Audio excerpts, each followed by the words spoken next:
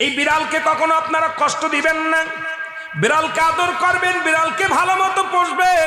বিড়াল যদি কোনো জাতির জন্য দোয়া করে, কোন গৃহস্থর জন্য দোয়া করে, ওই সংসারের মধ্যে উন্নতি শুরু হয়ে যায়।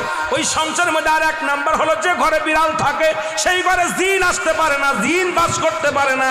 আর একটা ঘোষণা শুনে নেন, নবীজি বলে গেছেন, যে ঘরের মধ্যে বিড়াল ছানা বাস করে ওই ঘরের মধ্যে জিন জাতি প্রবেশ করতে পারে না। তাহলে ছোট ছোট মাসুম বাচ্চাগুলো যে ঘরের মধ্যে থাকে, মুসলমান অনেক সময় জিনের আশ্রয় পড়ে যায়, অনেক সময় জিনে আসর করে, ওই ঘরের মধ্যে জিনে আসর করে।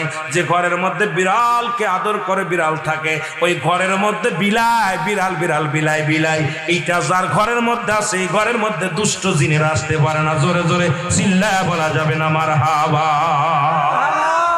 একবার নবী সুলাইমান আলাইহিস সালাম শুনতে পাইলেন পাশের বাড়িতে একটা কুকুরকে কষ্ট দিয়ে